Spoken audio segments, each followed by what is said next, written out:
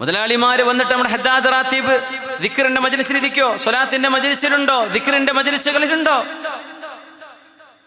നിങ്ങളുടെ സമ്പത്തിനേക്കാളൊക്കെ വലുത് ഖൗലുക സുബ്ഹാനല്ലാഹ്. ഇതാണ് ഒരു മുസ്ലിമിന്റെ കയ്യിൽ അധികാരവും പൈസയും കിട്ടുമ്പോഴുള്ള വ്യത്യാസം. ഇതാണ് അപ്പോഴാ മുഅ്മിനാവുന്നത്. ഇതൊക്കെ കിട്ടിയാലും അതിന്റെ കപ്പുറം എന്റെ നാവുകൊണ്ട് ഞാൻ ചൊല്ലുന്ന ദിക്റാൻ, സ്വലാത്താണ്, അള്ളാഹുവിന്റെ കലാമാണ്, തിലാവത്തുൽ ഖുർആനാണ്, എന്റെ ദീനിന്റെ ഖിദ്മത്ത് ഞാൻ ചെയ്യുന്ന പണിയാണ്, മഹല്ലത്തിനും നാടിനും ചെയ്യുന്ന എന്റെ സേവനമാണ്, എന്റെ നിസ്കാരമാണ്, ഇതിനേക്കാളൊക്കെ വലുത് എന്ന് തിരിച്ചറിയണം. അപ്പോഴാണ് അള്ളാഹു നൽകുന്ന പരീക്ഷണത്തിൽ വിജയിക്കാൻ കഴിയുള്ളൂ. സുലൈമാൻ നബിക്ക് അത് ബോധ്യപ്പെട്ടു. അതല്ലേ സുലൈമാൻ നബി അലൈഹിസ്സലാമിന്റെ പവർ. അതൊരു വേറൊരു സാധാ മനുഷ്യനാണെങ്കിൽ അത് ചെയ്യൂല. ദുൽഖർനൈൻ ചക്രവർത്തിയെ സൂറത്തുൽ കഹ്ഫിൽ അല്ലാഹു ഉദ്ധരിച്ചതും അതിന്റെ പേരിലാണ്. വയസ്അലൂനക അൻ ദിൽ ഖർനൈൻ ഖുൽ സഅത്ലു അലൈക്കും മിൻഹു ദിക്റാ ഇന്നാ മക്കന്നാ ലഹു ഫിൽ അർളി വആതൈനാഹു മിൻ കുല്ലി ശൈഇൻ സബബാ ഫഅത്ബഅ സബബാ. രാജാധികാരത്തിനും രാജ്യം വെട്ടിപ്പിടിക്കാനും സൈന്യവും സമൃദ്ധിയും സമ്പത്തും എല്ലാം സബബുകളായി ദുൽഖർനൈൻ എന്ന് പറയുന്ന സൈറസ് രണ്ടാമൻ എന്ന് പറയുന്ന ഭരണാധികാരിക്ക് അല്ലാഹു നൽകിയപ്പോഴാണ് സൂറത്തുൽ കഹ്ഫിലെ 4 ചരിത്രങ്ങളിൽ ഒരു മഹാചരിത്രമായി ദുൽഖർനൈൻ ചക്രവർത്തിയെ അല്ലാഹു അനുസ്മരിക്കുന്നത്. ഇതൊക്കെ കൊടുത്തപ്പോഴും അല്ലാഹുവിനെ മറന്നില്ല, അല്ലാഹുവിനെ ഭയപ്പെട്ടില്ല. വലിയ പൈസ ഒന്നും വേണ്ട, അറിവുണ്ടായാൽ അള്ളാഹനെ മറക്കും ചില ആളുകൾ. നല്ല മസിലൊക്കെ ഉണ്ടെങ്കിൽ ഇപ്പം ജിമ്മിനൊക്കെ പോകുന്ന മക്കളൊക്കെ നല്ല കാര്യമാണ് കേട്ടോ. അതൊന്നും ഞാൻ ചെറുതാക്കി കാണിക്കല്ലേ, നല്ലതാണ്. ആരോഗ്യം അൽ മുഅ്മിനുൽ ഖവിയ്യു ഖൈറുൻ വഅഹബ്ബു ഇലല്ലാഹി മിനൽ മുഅ്മിനിൽ ദഈഫ് വഫീ കുല്ലിൻ ഖൈർ. A strong believer is dearer to Allah than a weak believer, though there is goodness in both. രണ്ടാളിലും ഖൈറുണ്ട്. ആരോഗ്യമുള്ള മുഅ്മിനും ആരോഗ്യമില്ലാത്ത മുഅ്മിനും രണ്ടാളും ഖൈറുണ്ട്. പക്ഷേ അള്ളാഹ്ക്ക് ഇഷ്ടം ആരോഗ്യമുള്ള മുഅ്മിനെയാണ്. എന്തിനെന്നറിയോ? ആ ആരോഗ്യം അവൻ ഉമ്മത്തിന്റെ ഖിദ്മത്തിന് ചെലവഴിക്കും. ഇപ്പോൾ ജിമ്മിന് പോകുന്ന എന്തിനാ നിങ്ങൾ? ഫോട്ടോ എടുക്കാൻ, മസിൽ ഇങ്ങനെ കാട്ടി കൊടുക്കാൻ. ആ മസിൽ കൊണ്ട് ഒരു ചാക്ക് സിമെന്റ് പള്ളിക്ക് ഖിദ്മത്ത് എടുക്കുമെന്ന് വിചാരം കിട്ടുന്നുണ്ടാ? ദേ നമുക്കിവിടെ റൂസിന് ഇന്ന കാര്യങ്ങളൊക്കെ ചെയ്യാണ്ട്, നീ വാ, അത്ര വലിയ മസിലുള്ള ആളല്ലേ, നമുക്ക് ഒന്നുണ്ട്, പിന്നെ ഇവിടെ കുഴി കുഴിക്കാനുണ്ട്, ഇവിടെ എന്തൊക്കെയോ സൗകര്യങ്ങൾ ചെയ്യാനുണ്ട്, കസേര വിരിക്കണം. അതിന് ആ ലോകത്തന്നെ അവരില്ല. അവര് മസിലുകളുടെ ഷോ ഓഫിന്റെ ഒരു ലോകത്ത് ജീവിച്ചുകൊണ്ടിരിക്കുക. അവർക്കത് കാണിക്കലേ ആഗ്രഹമുള്ളൂ. അതുകൊണ്ട് എന്തിന് ഈ ആരോഗ്യമൊക്കെ ഉണ്ടായിട്ട് എന്ത് ഇതുകൊണ്ട് ചെയ്യുന്നു? അങ്ങനെ ഒരു എൻഡ് റിസൾട്ടിനെ കുറിച്ച് ആലോചിക്കുന്നേ ഇല്ല. അപ്പൊ നമ്മൾ പൈസ ഉണ്ടാക്കണം എന്ന് ആഗ്രഹിക്കുന്നു. പൈസ എന്നത് ഒരു വസീലയാണ്, ഇറ്റ്സ് എ മീൻസ്, അതൊരു വഴിയാണ്. ആ വഴി എവിടേക്കാണ് എത്തേണ്ടത്? ഇതൊക്കെ ഉണ്ടായിട്ട് നീ എന്ത് ചെയ്യും? അബ്നി ലില്ലാഹി മസ്ജിദ, ഞാൻ അള്ളാഹ്ക്ക് ഒരു മസ്ജിദ് ഉണ്ടാക്കി കൊടുക്കും, യതീമിനൊരു ഭവൻ ഉണ്ടാക്കി കൊടുക്കും, ഒരു വിധവയെ ഞാൻ സംരക്ഷിക്കും, നാട്ടിലൊരു ഡയാലിസിസ് സെന്റർ ഉണ്ടാക്കും, ഇവിടെ ഒരു ആതുര സേവനം ഉണ്ടാക്കും, ഫ്രീ മെഡിസിൻ കൊടുക്കുന്ന സംവിധാനം ഞാൻ ഉണ്ടാക്കും, എനിക്കല്ല പൈസ തന്നാൽ. അതല്ലെന്ന് ചിന്തിക്കുന്നത്. മുപ്പരെക്കാളും എൻ്റെ കയ്യിൽ പൈസ വേണം, അയാളെക്കാളും എൻ്റെ കയ്യിൽ പൈസ കിട്ടണം, ഞാൻ നാട്ടിൽ ഏറ്റവും വലിയ പൈസക്കാരാണ്. എന്നിട്ട് നീ എന്ത് ചെയ്യും? അത് മതിയല്ലോ, പൈസ ഉണ്ടായാൽ മതിയല്ലോ. അല്ല, ആരോഗ്യം മസിൽ ഉണ്ടാക്കാൻ, ഈ മസിൽ ഗ്രോ ചെയ്യാൻ എന്തൊക്കെയോ ബാൻഡ് മെഡിസിൻസ് ഒക്കെ ഉണ്ട്. അതൊക്കെ അടിച്ചു കയറ്റിയിട്ട് വീർപ്പിക്കുകയാണ്. സിക്സ് പാക്ക് ചെറിയൊരു ടീഷർട്ടോട് വരെ. അപ്പോൾ ആ മസിൽ ഇങ്ങനെ കൈ തന്നെ മുഴുവൻ വെക്കാൻ കഴിയില്ല, എങ്ങനെ നടക്കാൻ പറ്റുള്ളൂ. എന്നാൽ ആ കൈ കൊണ്ട് നീ പാവപ്പെട്ട ഒരാളെ സഹായിച്ചോ? നീ നിന്റെ കൈ കൊണ്ട്? ഇല്ല, ഞാനൊരു 150 പുഷപ്പ് 1 മിനിറ്റിൽ ചെയ്യും. എന്ത് കാര്യം? നീ നിന്റെ കൈ കൊണ്ട് അള്ളാഹുവിന്റെ മസ്ജിദിനെ, നിന്റെ ദീനിനെ, നിന്റെ പാവപ്പെട്ട ഏതെങ്കിലും ഒരു രോഗി വീണ് കിടക്കുമ്പോ അയാളെ താങ്ങിയെടുത്ത് ഹോസ്പിറ്റലിൽ കൊണ്ടുപോകാൻ നിന്റെ മസിൽ കൊണ്ടായോ? ഇല്ലല്ല, ഞാൻ പിന്നെ ഇത്ര വെയിറ്റ് ലിഫ്റ്റ് ചെയ്യും, ഒരു 150 കിലോ ഒക്കെ എടുക്കും.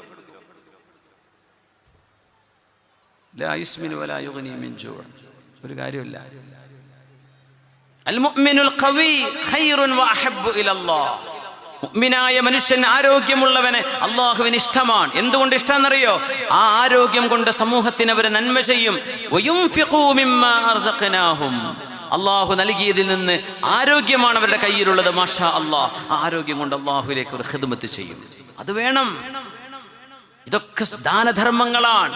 ഒരു ദാനവും ചെയ്യാൻ കഴിയാത്ത ആരും ഇവിടെയില്ല. പുണ്യനബി പറയാൻ, അള്ളാഹു നിങ്ങളോട് സംസാരിക്കും, നിങ്ങളുടെയും അള്ളാഹുവിന്റെയും മുമ്പിൽ ആരുമില്ല, മുമ്പിലും പിറകിലും സൈഡിലും. മുമ്പിൽ നരകം, വലതു ഭാഗത്തും ഇടതു ഭാഗത്തും നിങ്ങളുടെ കർമ്മങ്ങൾ. ആ നരകത്തെ സൂക്ഷിക്കണോ? വലോ ബിശിഖ്ഖി തംറ. അള്ളാഹു തൗഫീഖ് ചെയ്യട്ടെ. ആയിഷ ബീവി റളിയല്ലാഹു അൻഹയുടെ വീട്ടിലെന്നൊരു ആടിനറുത്ത് മാംസമുണ്ട്. അള്ളാഹുവിന്റെ ഹബീബിന് ആടിന്റെ കൈഭാഗം ഇഷ്ടമായിരുന്നു. കാന യുഹിബ്ബു ദിറാ, ആടിന്റെ കൈയിന്റെ ഭാഗം നബി തങ്ങൾക്ക് ഇഷ്ടമായിരുന്നു. ആയിഷ ബീവി റളിയല്ലാഹു അൻഹ എല്ലാം വിതരണം ചെയ്തു. ഇത് പുണ്യ ഹബീബിന് ഇഷ്ടമായതല്ലേ, എൻ്റെ ഭർത്താവിന് ഇഷ്ടപ്പെട്ട ഒരു മാംസ കഷ്ണം, അത് മാത്രം കൊടുത്തില്ല, ബാക്കിയൊക്കെ കൊടുത്തു. എത്ര മനോഹരമായ ഹദീസ്. യുക്തിവാദികളെ, അല്ലാഹുവിന്റെ റസൂലിന്റെ അധ്യാപനങ്ങളൊന്നും മുഴുവൻ നിങ്ങൾ പഠിക്കിൻ. ആ ഹബീബിനെ സ്നേഹിക്കാനല്ലാതെ ഒരിക്കലും നിങ്ങളുടെ നാവുകൊണ്ട് പൊഴുത്ത വാക്കുകൾ പറയാൻ കഴിയില്ല. നിങ്ങൾ പഠിക്കാത്തത് കൊണ്ടാ, അറിയാത്തത് കൊണ്ടാണ്. പുണ്യനബി തങ്ങൾ ചോദിച്ചു, ആയിഷ അബഖിയ മിനശ്ശാതി ശൈഉൻ, ആടിന്റെ മാംസത്തിൽ നിന്ന് എന്തെങ്കിലും ബാക്കിയുണ്ടോ? യാ റസൂലല്ലാഹ് തസദ്ദഖ്നാ ബിഹാ ഇല്ലാ ദിറാഅഹാ, എല്ലാം ദാനം ചെയ്തു നബിയെ, ദാനം ചെയ്തു. പൈസ കൊടുക്കല്ല, ദാനം ചെയ്തു, ഫ്രീ ആയിട്ട് അയൽപക്കത്തെ വീട്ടുകാർക്ക് മുഴുവൻ കൊടുത്തയച്ചു. ഇല്ലാ ദിറാഉഹാ, അതിൻ്റെ കയ്യിൻ്റെ ഭാഗം മാത്രം വീട്ടിലുണ്ട് നബിയെ, ബാക്കിയെല്ലാം കൊടുത്തു. അത് അങ്ങേക്ക് ഇഷ്ടമുള്ളതാണല്ലോ, അതിൻ്റെ പേരിൽ ഞാൻ കൊടുത്തിട്ടില്ല. അല്ലാഹുവിന്റെ ഹബീബിന്റെ മറുപടി എന്താണ്? ഫഖാല അലൈഹി സ്വലാത്തു വസ്സലാം ബഖിയത് ഇല്ലാ ദിറാഉഹാ, ബഖിയത്, ആ ആട് എല്ലാം ബാക്കിയുണ്ട്, അതിൻ്റെ കൈയൊഴികെ. അത് നമ്മൾ തിന്നുന്നതാണ്, അത് അല്ലാഹുവിന്റെ അടുത്ത് കൂലിയായി കിട്ടില്ല, അത് നമ്മുടെ ജീവിതത്തിന്റെ ഭാഗമായി മാറുന്നു. ബാക്കി എല്ലാം നമുക്ക് ബാക്കിയുണ്ട്, ഈ കൈ നമുക്ക് ബാക്കിയില്ല. അല്ലേ ആയിഷ? എല്ലാം തീർന്നു, ഇതേ ബാക്കിയുള്ളൂ എന്ന് ആയിഷ ബി പറയും. തങ്ങൾ പറയാ, ഇത് ബാക്കിയില്ലാത്തതാണ്, ബാക്കിയുള്ളത് നിങ്ങൾ കൊടുത്തതാണ്, ദാനം ചെയ്തതാണ്. ആരെങ്കിലും ചിന്തിക്കുന്നുണ്ടോ അങ്ങനെ നമ്മുടെ വീടുകളിൽ ആർഭാടത്തോടെ കല്യാണങ്ങൾ നടക്കുമ്പോൾ ഏതെങ്കിലും ഒരു കുഞ്ഞിൻ്റെ വിവാഹത്തിന് ഞാൻ ചെലവഴിക്കുന്ന ആർഭാട ധൂർത്തിൽ നിന്ന് മാറ്റിവെച്ചിട്ട് ഒരു 5 പവൻ സ്വർണമെങ്കിലും ഉണ്ടെങ്കിൽ ഒരു കുട്ടിക്ക് മാംഗല്യ സൗഭാഗ്യമുണ്ടാകുമെങ്കിൽ ഞാനത് ചെയ്യട്ടെ എന്ന് വിചാരിച്ച് ഏതെങ്കിലും മുതലാളിമാർ, കഴിവുള്ള ആളുകൾ നമ്മുടെ നാടുകളിൽ അതിനു വേണ്ടി ബാക്കി വെക്കുന്നുണ്ടോ? കൊറോണക്കാലത്ത് 3 ദിവസം കല്യാണം, എന്തെന്നറിയോ? അന്ന് 30 ഒരു സിറ്റിങ്ങിൽ പറ്റുള്ളായിരുന്നു. ഇന്ന് അതേ 3 എല്ലാ ദിവസവും 1000, 2000, 3000 ആളുകൾ. എന്ത് മാറ്റ! എന്താ നമ്മൾ പഠിച്ചത്? എന്താ നമ്മൾ പഠിച്ചത്? നമ്മുടെ ജില്ലയിൽ നിന്ന് തുടങ്ങും, പിന്നെ എല്ലാ ജില്ലകളും ഇങ്ങനെ പോയി മലപ്പുറത്തൊക്കെ എത്തുമ്പോഴേക്കും നിങ്ങൾ പുതിയതോടെ തുടങ്ങിയിട്ടുണ്ടാവും. എന്താ നമ്മൾ ചെയ്തുകൊണ്ടിരിക്കുന്നത്? ഈ ധൂർത്തിന് അള്ളാഹുവിനോട് നമ്മൾ മറുപടി പറയേണ്ടി വരില്ലേ? 100 രൂപ ഉള്ളവൻ കളിക്കുന്നത് 500-ന്റെ കളിയാണ്, 1000 ഉള്ളവൻ 10,000-ന്റെ കളിയാണ് കളിക്കുന്നത്. പിന്നെ ഇല്ലാത്തതുകൊണ്ട് കളിക്കാത്തത്. ഉണ്ടായിട്ട് നിങ്ങൾ ഈ ധൂർത്ത് ചെയ്യാതിരിക്കുന്നുണ്ടോ? അതേ അള്ളാഹുവിന് വേണ്ടു. ഇല്ലാത്തല്ലോ, ഇല്ലാത്ത പിന്നെ കടം വാങ്ങിയിട്ടും പണയപ്പെടുത്തിയിട്ടും പലിശക്ക് വാങ്ങിയിട്ടും ചെയ്യുന്നുണ്ട്.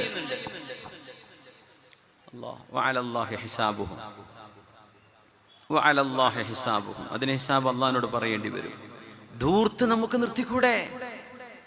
ആരെയാ നമ്മൾ ഈ പേടിപ്പിക്കുന്നത്? ആരെയാണ് നമ്മൾ ഈ ഞെട്ടിപ്പിക്കുന്നത്? മുഅ്മിനെ, ആരെയാ ഞെട്ടിപ്പിക്കുന്നത്?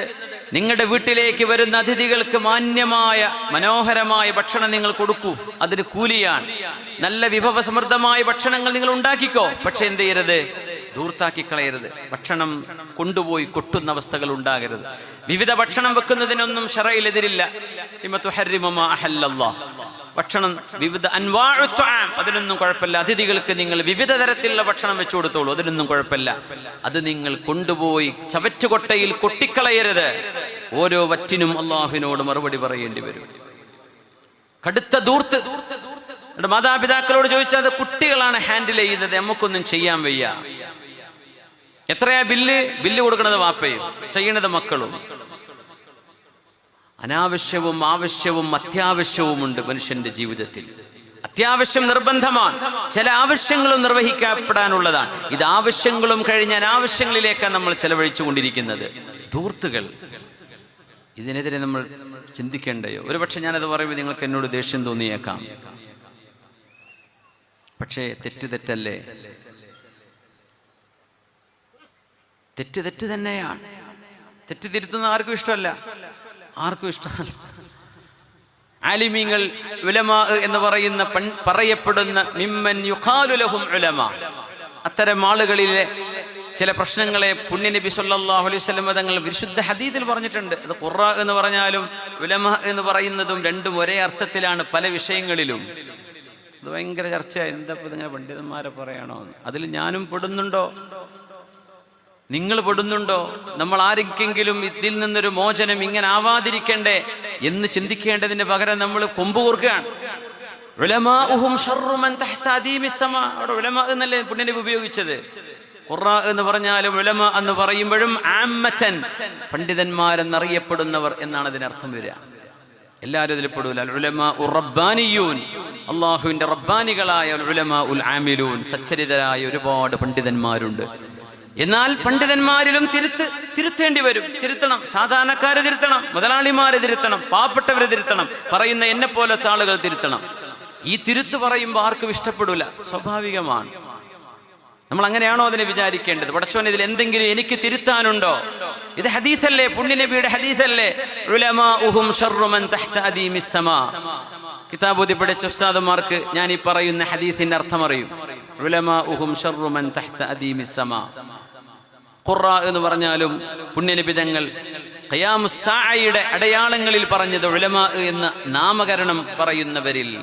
ഫവൈലുൽ ലിൽ മുസല്ലീൻ, അതിനർത്ഥം അല്ലദീന ഹും മിൻ ജമാഅത്തിൽ മുസല്ലീൻ എന്നപോലെ തിരുത്തു വേണ്ടി വരും. തിരുത്തണം. നമ്മള് എന്നെയും നിങ്ങളെയും തിരുത്താനുള്ള അധികാരം ആർക്കാണ്? ശാരിആയ അല്ലാഹുവിനും അവന്റെ റസൂലിനുമാണ് സ്വല്ലല്ലാഹു അലൈഹി വസല്ലം. അപ്പൊ നമ്മൾ നിന്നോടത്തേ പറ്റൂ. ഒരു പക്ഷേ ഞാൻ പറയുന്ന പലതും ഞാൻ എന്നെ കല്ലെറിയുന്നുണ്ട്. ഇതിൽ ഞാൻ എനിക്ക് നേരെ പറയുന്നുണ്ട്. ഞാൻ തിരുത്തേണ്ട വിഷയങ്ങളുണ്ട്. ഇതിൽ എന്റെ നിയ്യത്തും എന്റെ ചിന്തകളും എന്റെ ഖസ്ദും ശരിയാവണം. ഞാൻ ഇന്ന് ഉച്ചയ്ക്ക് ദുബൈയിൽ നിന്ന് ഫ്ലൈറ്റ് കയറി വന്നതാണ്. എന്തിന് ഞാൻ ഇത്ര സമയം ദൂരെടുത്ത് വരണം? എന്തിന് ഉറക്കൊഴിക്കണം? എന്തിന് വരണം? ഇവിടെ വന്നിട്ട് ഞാൻ എന്ത് പറയണം? എന്താണ് എൻ്റെ ഖൽബിലെ ലക്ഷ്യം? ഒരു പക്ഷേ ഞാൻ വരുന്നു, വരാത്തോ, ഇഷ്ടപ്പെടുന്നല്ലോ, വിടാത്തവരൊക്കെ ഇവിടെ ഉണ്ടായിരിക്കാം. എൻ്റെ ഖൽബിലെ നിയ്യത്ത് എന്താണ്? ഇതാണ് അള്ളാഹു എന്നോട് ചോദിക്കുക. ഞാൻ അതിന് അള്ളാഹുവിന്റെ മുമ്പിൽ ഉത്തരം പറയേണ്ട ആളാണ്. ഔവലം വാഹിറൻ, ഞാൻ എന്നെ പറ്റി റബ്ബിനോട് ഹിസാബിനെ പറയേണ്ടത്. നിങ്ങളോട് എന്നെ പറ്റി ചോദിക്കൂല, പക്ഷെ നിങ്ങളോട് നിങ്ങളെ പറ്റി ചോദിക്കും, എന്നോട് എന്നെ പറ്റി ചോദിക്കും. നമ്മളൊക്കെ തിരുത്താനുള്ളവരാണ്. ഫൽനുആതിബ് അൻഫുസന. അതിനെന്താ കുഴപ്പം? അപ്പോഴേക്കും നമുക്കിങ്ങനെ ഇബ്ലീസ് ഇങ്ങനെ അഖദതുൽ ഇസ്സത്തു ബിൽ ഇസ്മി. സുബ്ഹാനല്ലാഹ്. യാ ആമിറൻ ലിഖറാബിദ്ദാരി മുജ്തഹിദൻ ബില്ലാഹി ഹൽ ലിഖറാബിദ്ദാരി ഉംറാനു ويا حريصا على الأموال تجمعها أقصر فإن سرور المال أحزان.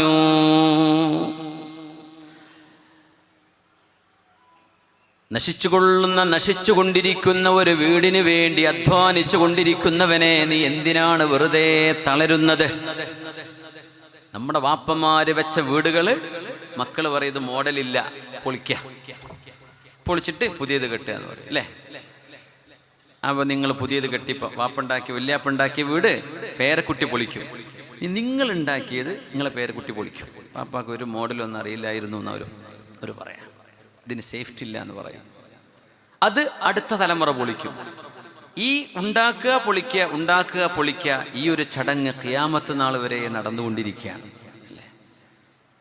അത് ലോകത്ത് നടന്നുകൊണ്ടിരിക്കുകയാണ്. എല്ലാവരും ചെയ്തുകൊണ്ടിരിക്കുകയാണത്. ഹല്ലി ഖറാബിദ്ദാരി ഉംറാനു. അതിനുവേണ്ടി ഒരുപാട് സമയം, വീടിന് വേണ്ടി, വീട് പണിക്ക് വേണ്ടി ഒരു കൊല്ലൊക്കെ ലീവ് എടുത്ത് നിൽക്കുന്ന ആൾക്കാരുണ്ട്. ബാംഗ്ലൂർ പോവുക, ഒരു മാസം ബാംഗ്ലൂർ തങ്ങുക, ഒരു മാസം ചൈനയിൽ പോവുക, ഒരു മാസം ഇന്തോനേഷ്യയിൽ, ഒരു മാസം തുർക്കിയിൽ, പിന്നെ ഒരു 1.5 മാസം രാജസ്ഥാനിൽ നിൽക്കും. ചിലപ്പോൾ കല്ലൊക്കെ ഒന്ന് ശരിയായി കിട്ടാൻ വേണ്ടിയിട്ട് ഫ്ലോറിങ്ങിന്, പിന്നെ സ്വിച്ചിനും ഇതിനൊക്കെ ആയിട്ട് വേറെ കുറെ. എന്തിപ്പോ ഇതൊക്കെ ചെലവഴിച്ച സമയം എന്തിനായിരുന്നു? വീട് അതന്നെ. എന്നിട്ടോ എത്ര കാലം നിൽക്കും അറിയില്ല. എത്ര കാലം നിന്നു, എത്ര സമയം ചെലവഴിച്ചു, ഇതിന്റെ പേര് എത്ര ടെൻഷൻ അടിച്ചു നീ. അള്ളാഹുവിന് ഒരു നന്ദി പറയാൻ നിനക്ക് സമയം കിട്ടിയില്ല. എന്താ, എനിക്ക് വീടായിട്ടില്ലല്ലോ, പിന്നെ എങ്ങനെ ഞാൻ അള്ളാഹിനോട് ശുക്ർ പറയാ? വീടായി കിട്ടണവരെ നീ അള്ളാഹ്ക്ക് നന്ദി പറഞ്ഞിട്ടില്ല. വീടായി 2 മാസം കൊണ്ട് നീ മരിക്കുകയും ചെയ്തു. ജീവിതത്തിൽ ശുക്ർ പറയാൻ നിനക്ക് നേരം കിട്ടിയില്ല. അൻസൽ മഹ്റൂം ഫമനിൽ മഹ്റൂം. ഏറ്റവും വലിയ ഹതഭാഗ്യന്മാരല്ലേ നമ്മൾ വിചാരിക്കുന്നു അതായിരുന്നു വലിയ നിഅമത്ത് എന്ന്. അല്ല, നിന്റെ ശ്വാസവും നിനക്ക് ദിക്ർ ചൊല്ലാനുണ്ടായിരുന്ന നാവും, ഇതിന്റെ ഒന്നും നമ്മൾ ഒരിക്കലും അള്ളാഹുവിനെ പറ്റി ചിന്തിച്ചിട്ടില്ല. വീടൊക്കെ പണി പൂർത്തിയായപ്പോഴാണ് ഡോക്ടർ പറയുന്നത് ഒരു മുഴ കാണുന്നുണ്ട്, നമുക്കൊന്ന് ഡയഗ്നോസ് ചെയ്യണം, നമുക്കൊന്ന് ബോംബെയിലേക്ക് വിടാം ഒരു ടെസ്റ്റിന്. കഴിഞ്ഞില്ലേ നമ്മുടെ ജീവിതം? കഴിഞ്ഞോ? അവിടെ അവസാനിച്ചില്ലേ? പിന്നെ വീടിന്റെ പെയിന്റ് നിനക്ക് കാണണോ? വേണ്ട. വീടിന്റെ ഫ്ലോറിലേക്ക് നോക്കി ഞാൻ ചിരിക്കുന്നുണ്ടോ? ക്യാൻസറാണ് ഉള്ളിൽ കിടക്കുന്നത് എന്ന് ഡോക്ടർ പറയുന്നതിന്റെ മുമ്പേ നമ്മുടെ ജീവിതം അവസാനിച്ചു. സംശയം പറഞ്ഞാൽ മതി, ചെറിയൊരു ഗ്രോത്ത് കാണുന്നുണ്ട്, ഐ ഡൗട്ട്സ്. പേടിക്കൊന്നും വേണ്ട, നമുക്ക് ടെസ്റ്റ് വരട്ടെ. പേടിച്ചു, ഇനി പറയണ്ട, പേടിക്കണ്ടെന്ന് പറഞ്ഞാൽ പേടിച്ചു. ഇതിനു വേണ്ടിയാണ് നമ്മൾ സമയം ചെലവഴിച്ചത്. എനിക്ക് വീടില്ല വീടില്ല വീടില്ല എന്ന് പറഞ്ഞു നടന്ന് അള്ളാഹുവിനോട് ശുക്രൻ ലക യാ റബ്ബ്, നിനക്ക് ശുക്ർ ചെയ്യാനും നിന്റെ മുമ്പിൽ വണങ്ങാനും സുജൂദിൽ കിടക്കാൻ, എന്റെ ഊരയും കാലും മുട്ടും വിരലുകളും മടങ്ങാൻ എന്റെ ശരീരം ഫ്ലെക്സിബിൾ ആക്കി തന്ന റബ്ബേ, എനിക്ക് സുജൂദ് ചെയ്യാൻ നീ അവസരം തന്നില്ലേ പടച്ചവനെ. ثم يدعون الى السجود وهم لا يستطيعون. ഖിയാമത്ത് നാളിൽ അള്ളാഹുവിന്റെ ജലാലിയത്ത് കാണുമ്പോൾ ഒരുപാട് ആളുകൾ സുജൂദിൽ വീഴും. അപ്പൊ ചില ആളുകൾക്ക് സുജൂദിൽ വീഴാൻ തോന്നും, സാധിക്കില്ല. എന്തേ? ദുന്യാവിൽ അവർ അള്ളാഹുവിന് വേണ്ടി ഇന്റൻഷനലി തൃപ്തിയോടുകൂടെ റബ്ബിന് വേണ്ടി സുജൂദ് ചെയ്തിട്ടില്ല. അവർക്ക് കഴിയില്ല. നമ്മൾ എത്ര അള്ളാഹുവിന് ശുക്ർ ചെയ്യേണ്ടവരാ? ആരെങ്കിലും ചെയ്യുന്നുണ്ടോ? അയൽപക്കത്തെ വീട്ടുകാരനെ നോക്കിയിട്ടാണ് നമ്മൾ അള്ളാഹ്ക്ക് ശുക്ർ ചെയ്യുക. അവന്റെ എത്ര വലുതൊന്നും അല്ലല്ലോ എന്റെ വീട്, എന്നാ പിന്നെ അതിന് വലിയ അൽഹംദുലില്ലാ എന്ന് പറയാനായിട്ടില്ല. എപ്പോഴത് പറയാ? നിങ്ങൾ എപ്പോ പറയും അല്ലാഹുവിന് ശുക്ർ? വഖലീലും മിൻ ഇബാദിയ ശകൂർ. നമ്മൾ എന്തിനാ കാത്തിരിക്കുന്നത്? ഇന്ന കാര്യങ്ങൾ എൻ്റെ ജീവിതത്തിൽ ഉണ്ടായാൽ മാത്രമേ ഞാൻ സന്തോഷിക്കൂ, അപ്പോഴേ എനിക്ക് ശുക്ർ ചെയ്യാൻ കഴിയൂ. എൻ്റെ കുട്ടീൻ്റെ കല്യാണം കഴിയട്ടെ, കുട്ടി ഇപ്പൊ ജനിച്ചിട്ടേ ഉള്ളൂ. വഖലീലും മിൻ ഇബാദിയ ശകൂർ. ഓരോ സെക്കൻഡും അല്ലാഹുവിന്റെ റഹ്മത്താണ്. നിങ്ങളുടെ ശ്വാസം, മൂക്കിലൂടെ കയറുന്ന ഈ വായു, അതിനെ നമ്മുടെ ലങ്സുകൾ ഫിൽറ്റർ ചെയ്ത് കാർബൺ ഡൈ ഓക്സൈഡ് ആയിട്ട് പുറത്തുവിടാൻ നിങ്ങൾ പോലും അറിയുന്നുണ്ടോ? നിങ്ങൾ ശ്വസിക്കുന്നത്. കൊറോണ വന്ന് വെന്റിലേറ്ററിൽ കിടന്ന് ലക്ഷങ്ങൾ ഹോസ്പിറ്റലുകളിൽ കെട്ടിവെച്ച രോഗികൾക്ക് ചിലപ്പോൾ ഓർമ്മ വരും എത്രയാണ് ഈ ശ്വാസത്തിന്റെ വിലയെന്ന്. നമ്മൾ ആരെങ്കിലും അതിന്റെ വില അറിഞ്ഞിട്ടുണ്ടോ ഇതുവരെ? അല്ലാഹുവേ, എനിക്ക് ശ്വസിക്കാൻ കഴിവ് നൽകിയ റബ്ബേ ലക്കൽ ഹംദു യാ അല്ലാഹ്. എപ്പോഴെങ്കിലും നമ്മൾ അല്ലാഹ്ക്ക് വേണ്ടി ശുക്ർ പറഞ്ഞിട്ടുണ്ടോ? ശ്വസിച്ചതിന് നന്ദി. ഭക്ഷണം കഴിക്കാൻ നമ്മൾ ആലോചിക്കുക, നമ്മൾ ആഗ്രഹിച്ച പല ഭക്ഷണങ്ങളുണ്ട്, അതൊന്നും എന്നെ കൊണ്ട് കഴിക്കാൻ പറ്റിയിട്ടില്ല. ഞാൻ എപ്പോഴും ഒരു പച്ചക്കറിയും ചോറിൻ്റെ തിന്നുന്നുള്ളൂ, എനിക്കൊന്നും മന്തിയും അതൊന്നും തിന്നാൻ പറ്റുന്നില്ലല്ലോ, എനിക്ക് ഗൾഫിലേക്ക് പോകാൻ പറ്റിയില്ലല്ലോ, ഞാൻ ഫ്ലൈറ്റ് എന്താ കണ്ടിട്ടില്ലല്ലോ, ഞാൻ ഹറമിൽ എത്തിയിട്ടില്ലല്ലോ, എനിക്ക് അവിടെ ഇവിടെ പോകാൻ പറ്റിയില്ലല്ലോ. കാം ഡൗൺ, കാം ഡൗൺ, ശാന്തനായിരിക്കെ. ഇല്ലാത്തത് ഒരുപാട് പറയാനുണ്ടല്ലേ. ഉഷ്കുരിൽ ഹാദിർ, നിന്റെ കയ്യിലുള്ളതിന് നന്ദി പറയ്. ഇല്ലാത്ത മഫ്കൂദിന് വേണ്ടി നീ പരാതി പറയല്ല. എന്നിട്ട് നമ്മൾ പറയാം നമ്മളൊക്കെ അള്ളാന്റെ അടിമകളാണ്, മുത്തനബിന്റെ ഉമ്മത്തികളാണ്. നമ്മൾ വിചാരിക്കുന്നുണ്ടോ ഇത് എളുപ്പമാണെന്ന്? അലാ ഇന്ന സിൽഅത്തല്ലാഹി ഗാലിയ. അറിയണേ, അള്ളാഹുവിന്റെ സ്വർഗത്തിന് വലിയ വിലയുണ്ട്. നിങ്ങളുടെ നാട്ടിലെ 10 സെന്റ് വിലയുടെ ഭൂമിയുടെ വിലയല്ല അള്ളാഹുവിന്റെ സ്വർഗത്തിന്. നെല്ലിക്കുന്നിൽ ഇപ്പൊ ഒരു സെന്റ് ഭൂമിക്ക് ഒരു പക്ഷേ 20, 30, 40 ഒക്കെ ലക്ഷം വില ഉണ്ടാവും ചിലപ്പോ. കാസർഗോഡൊക്കെ ടൗണിൽ എത്തിക്കഴിഞ്ഞാൽ കോടിയായിട്ടുണ്ടാവും. അള്ളാഹുവിന്റെ ഭൂമിക്ക്, സ്വർഗത്തിന് നമ്മൾ എത്രയാ വിലട്ടത്? നമ്മൾ പോകാൻ റെഡി ആയി നിൽക്കുക. അള്ളാഹിന്റെ സ്വർഗത്തൊക്കെ മരിച്ചു കഴിഞ്ഞാൽ സ്വർഗം എന്നാ നമ്മൾ വിചാരിച്ചിരിക്കുന്നത്. ആ സ്വർഗത്തിന്റെ വില നമ്മൾ കൊടുത്തിട്ടുണ്ടോ? അലാ ഇന്ന സിൽഅത്തല്ലാഹി ഗാലിയ. അറിയണമേ, അള്ളാഹുവിന്റെ ചരക്കിന് നല്ല വിലയുണ്ട്. അലാ ഇന്ന സിൽഅത്തല്ലാഹി ഹിയൽ ജന്ന. അള്ളാഹുവിന്റെ ചരക്കെന്ന് പറയുന്നത് സ്വർഗമാണ്. 10 സെന്റ് ഭൂമി നിങ്ങൾക്ക് വാങ്ങണമെങ്കിൽ മരിക്കണവരെ അധ്വാനിക്കണം. ദുന്യാവിൽ അള്ളാഹുവിന്റെ മഹലായ ഫദ്ല് കൊണ്ട്, റഹ്മത്ത് കൊണ്ട്, മൻ ബനാ ലില്ലാഹി മസ്ജിദൻ വലൗ ഖമഫ്ഹസ് ഖത ബനല്ലാഹു ലഹു ബൈതൻ ഫിൽ ജന്ന. അല്ലാഹുവിന്റെ ഔദാര്യമാണത്. അള്ളാഹ്ക്ക് വേണ്ടി ഒരു പള്ളി എടുത്തു കൊടുത്താൽ, നിങ്ങൾക്ക് സമ്പത്തുണ്ടോ, ദുനിയാവിലൊരു വീടായിട്ടുണ്ടോ, അള്ളാഹുവിന് വേണ്ടി ഒരു വീട് പണിയേ. ഒരു മാടപ്രാവിന് അസിർബൽ ഖത്താ എന്ന് കവി പറയുന്ന പോലെ ഒരു കൊച്ചു പ്രാവിനിരിക്കാൻ പറ്റുന്ന പള്ളി എന്ന് പറഞ്ഞാൽ ഒരു മെഹ്റാബിന്റെ അത്രയും വലുപ്പം ഉണ്ടാവില്ല. പ്രാവിനിരിക്കാൻ മെഹ്റാബ്, ഒരു മിമ്പറിന് അത്രയും വലുപ്പമില്ലാത്ത പള്ളി, അത് മതി. അതേ നിങ്ങളെ കൊണ്ട് കഴിയൂ എങ്കിൽ അത് മതി. അല്ലാഹ് നിങ്ങൾക്ക് സ്വർഗത്തിൽ കൊട്ടാരം തരും. മൻ ഖറഅ സൂറത്തുൽ ഇഖ്ലാസ് 11 മറ ബഅദ കുല്ലി സ്വലാ, ഫർള് നിസ്കാരം കഴിയുമ്പോൾ 11 തവണ ഖുൽ ഹുവല്ലാഹു അഹദ് സൂറത്ത് ഓതിയാൽ അല്ലാഹു സ്വർഗ്ഗത്തിൽ ഒരു വീട് പണി തരും. വേണ്ട നമുക്കതൊന്നും വേണ്ട, ആവശ്യമില്ല. ഞാൻ ദുബായി പോയി ഉണ്ടായിക്കോളാം. എന്നാൽ ഈ 11 ഖുൽ ഹുവല്ലാഹു എന്നെ കൊണ്ടുപോകാൻ പറ്റൂല. നമ്മൾ ഓതുന്നുണ്ടോ? എവിടെയെങ്കിലും ചെന്നാലേ, ഏതെങ്കിലും സ്ഥലങ്ങളിൽ ചെന്നാൽ ഇങ്ങനെ വെറുതെ വീടുണ്ടാക്കി കൊടുക്കുന്നുണ്ട് എന്നൊരു മനുഷ്യനെ പറ്റി കേട്ടാൽ ആ നാട് മൊത്തം ബ്ലോക്കാണ്, അടുക്കാൻ പറ്റൂല. അള്ളാഹു പറയാ 11 ഖുൽ ഹുവല്ലാഹു അഹദിന് ഞാൻ ഉണ്ടാക്കി തരാം. ഉമർ റളിയല്ലാഹു അൻഹു പറഞ്ഞു, ഇദൻ നുക്സിറു യാ റസൂലല്ലാഹ്, നബിയേ ഞങ്ങൾ ഇനി ഒരുപാട് ഖുൽ ഹുവല്ലാഹു ഓതാൻ പോവാണ്. 11 ഖുൽ ഹുവല്ലാഹു അഹദ് ഒരു ഫർള് നിസ്കാരത്തിന് ശേഷം ഓതിയാൽ പരലോകത്ത് മുതലാളിയാകുമെങ്കിൽ ഞങ്ങൾ ഓതാണ് നബിയേ. ഒരുപാട് കൊട്ടാരം അല്ലാഹ് തരേണ്ടി വരും. ഓദിക്കോ ഉമറേ, അല്ലാഹു അസിയദു അക്സറു, അല്ലാഹുവിന് ഒരുപാട് തരാൻ കഴിയും. അള്ളാഹ്ക്ക് തരാൻ ബുദ്ധിമുട്ടുണ്ടെന്ന് ചോദിച്ചു ഓതാതിരിക്കണ്ട, നിങ്ങൾ ഓദിക്കോ, അള്ളാഹ് കോടിക്കണക്കിന് കൊട്ടാരം നിങ്ങൾക്ക് തന്നേക്കാം, അള്ളാഹ്ക്ക് തരാൻ കഴിയും, ഓദിക്കോളൂ, അതുകൊണ്ട് ഓതാതിരിക്കണ്ട. സുബ്ഹാനല്ലാഹി വൽഹംദുലില്ലാഹി വലാ ഇലാഹ ഇല്ലല്ലാഹു വല്ലാഹു അക്ബർ ولا حول ولا قوة إلا بالله العلي العظيم غرس من غراس الجنة, സ്വർഗ്ഗത്തിലെ ഒരു ചെടിയാണ് നിങ്ങൾ നട്ടുവെക്കുന്നത് ആ ദിക്ർ ചൊല്ലുമ്പോൾ. ഒരു ഉണങ്ങിയ പറമ്പ് വാങ്ങിയിട്ട് വല്ല കാര്യമുണ്ടോ? അവിടെ തെങ്ങെങ്കിലും വേണ്ടേ, ഒരു മരം വേണ്ടേ? നിങ്ങളുടെ സ്വർഗ്ഗത്തിൽ നട്ടുപിടിപ്പിക്കാനുള്ള മരങ്ങൾ നിങ്ങളുടെ നാവ് കൊണ്ട് ചൊല്ലുന്ന ദിക്റുകളാണ്. ഇത് പുണ്യനബി പറയുമ്പോൾ നമുക്ക് ചൊല്ലാൻ നേരല്ല. സുബ്ഹാന ജല്ല ജലാലുഹു. എൻ്റെ പ്രിയപ്പെട്ട ചെറുപ്പക്കാരോട് പറയട്ടെ, നിങ്ങളൊരു വെറുപ്പും എന്നോട് തോന്നല്ലേ. നിങ്ങൾ ഇതിന് പരലോകത്തെത്തിയാലെങ്കിലും നന്ദി പറയും. കളി കാണാൻ ഒരുപാട് നമ്മൾ ഉറക്കൊഴിച്ചില്ലേ. നമ്മുടെ മാലിക് ദിനാറിൽ ഞാൻ സൂചിപ്പിച്ചു കഴിഞ്ഞ 2 ആഴ്ച മുമ്പ്.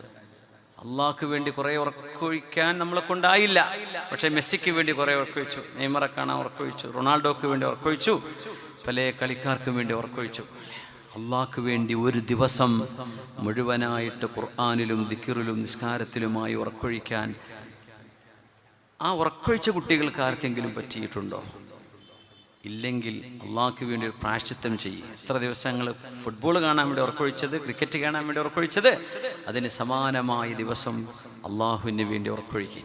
എന്നാൽ തന്നെ പകരാവൂല. അത് വലിയ നന്ദികേടാണ് നമ്മൾ ചെയ്തത്. വിലപ്പെട്ട സമയം ഇതൊന്നും നാളെ പരലോകത്ത് ഹിസാബ് കിതാബിൽ വരുമ്പോഴേ, കളി കാണാൻ വേണ്ടി 7 മണിക്കൂർ, കളി കാണാൻ വേണ്ടി 3 മണിക്കൂർ, അതിൻ്റെ മുമ്പും ശേഷവും, പിന്നെ അത് കഴിഞ്ഞിട്ട് ഫുഡടിക്കാൻ പോയി തിരിച്ചു വന്ന് സുബഹിസ്കരിക്കാതെ കടന്നുറങ്ങിയത്, ഇതൊക്കെ ഇങ്ങനെ കാണുമ്പോഴേ വലിയ സുഖമൊന്നും ഉണ്ടാവില്ല നാളെ പരലോകത്ത്. വേണ്ടില്ലായിരുന്നു എന്ന് തോന്നും.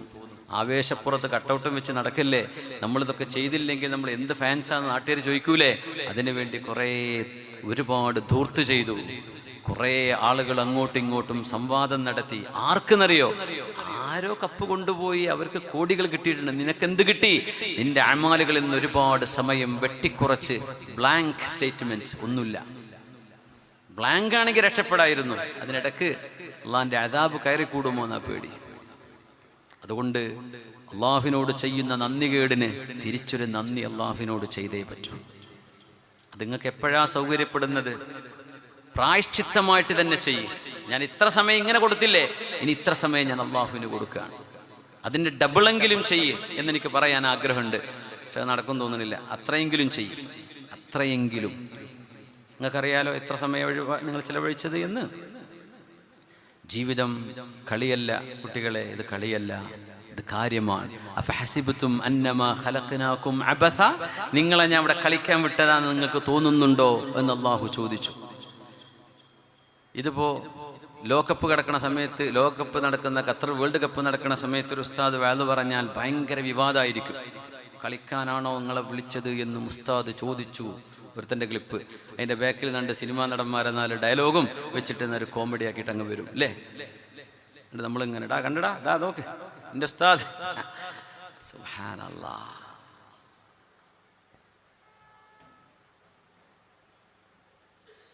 ഇന്ന് കളിയാക്കിയതിന് പകരം നാളെ പരലോകത്ത് നിങ്ങളോട് അവർ കളിയാക്കും എന്ന് വിശുദ്ധ ഖുർആൻ.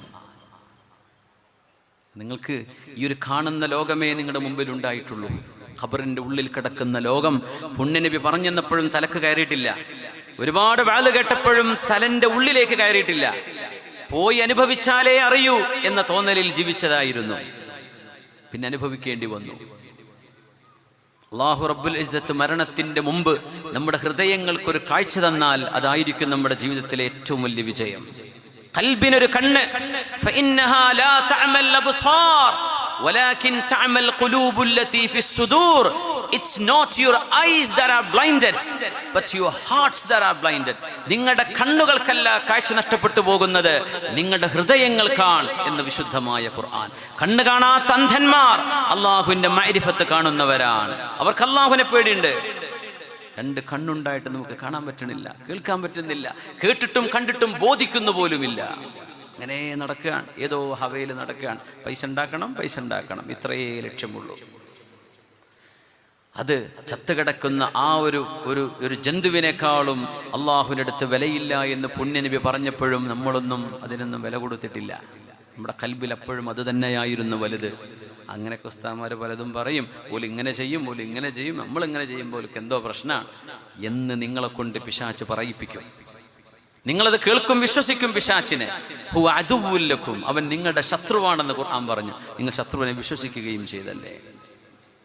യാ ആമിറൻ ലിഖറാബിദ്ദാരി മുജ്തഹിദൻ ബില്ലാഹി ഹൽ ലിഖറാബിദ്ദാരി ഉംറാനു വയാ ഹരീസൻ അലൽ അംവാലി തജ്മഉഹാ അഖ്സിർ ഫഇന്ന സുറൂറൽ മാലി അഹ്സാനു. സമ്പത്ത് കൊണ്ട് നിങ്ങൾക്ക് ലഭിക്കുന്ന സന്തോഷം സങ്കടമാണ്. എപ്പോ? അത് അള്ളാഹുവിന് വേണ്ടി കൊടുത്തിട്ടില്ലെങ്കിൽ. ഉസ്മാൻ ഇബ്നു അഫ്ഫാൻ റളിയല്ലാഹു അൻഹു പുണ്യനബി തങ്ങളുടെ മജ്ലിസിൽ ഇരിക്കുകയാണ് വിശുദ്ധമായ മദീന പള്ളിയിൽ. മിമ്പറിൽ ലോകത്തിന്റെ ഗുരുവായ ഖൈറുൽ ഖൽഖായ അഫ്ദലുൽ ബശറായ മുഹമ്മദ് റസൂലുള്ളാഹ് സ്വല്ലല്ലാഹു അലൈഹി വസല്ലമ തങ്ങൾ മിമ്പറിൽ കയറി നിൽക്കുന്നു. നട്ടുച്ച ചൂടാണ്. മദീന പള്ളിയുടെ ഉള്ളിൽ മുഴുവൻ ആളുകളും വിയർത്ത് കുളിച്ചിരിക്കുകയാണ്. അന്നത്തെ ഒരു ജൂലൈ മാസം. ജയ്ഷുൽ ഉസ്റ എന്ന് പറയുന്ന തബൂക്കിലേക്കുള്ള സൈന്യം പോകുന്ന യാത്രക്ക് ഒരുങ്ങുകയാണ് പുണ്യനബി സ്വല്ലല്ലാഹു അലൈഹി വസല്ലം. മദീനയിൽ നിന്ന് 700 കിലോമീറ്റർ അകലെയാണ് തബൂക്ക് യുദ്ധം നടന്ന സ്ഥലം. അവിടെ യുദ്ധം നടന്നിട്ടില്ല. സ്വഹാബികൾ ഒരുമിച്ച് ചേർന്ന് ക്യാമ്പ് ചെയ്ത് അവർ തിരിച്ചു വരാം. പക്ഷെ ആ ക്യാമ്പിൽ ഒരുപാട് ആളുകൾ മരിച്ചു. മസ്ജിദ് തബൂക്കുണ്ട്, പുണ്യനബി തങ്ങളുടെ പേരിലുള്ള പള്ളിയുണ്ട് തബൂക്കിൽ. തബൂക്ക് മാർക്കറ്റിന്റെ ഉള്ളിൽ തന്നെ പുണ്യനബി തങ്ങളുടെ വിശ്രമസ്ഥാനമായിരുന്നു അത് സ്വല്ലല്ലാഹു അലൈഹി വസല്ലം. മസ്ജിദ് റസൂലില്ലാഹ് സ്വല്ലല്ലാഹു അലൈഹി വസല്ലം തബൂക്കിൽ ചെന്നാൽ കാണാൻ കഴിയും. അവിടെ നിന്ന് പറഞ്ഞു, മൻ യുജഹിസു ഹാദൽ ജയ്ഷ വഅദ്മനു ലഹുൽ ജന്നഹ്. തബൂക്കിലേക്ക് പോകുന്ന ആളുകൾക്ക് 12,000-ഓളം വരുന്ന സ്വഹാബിമാർ.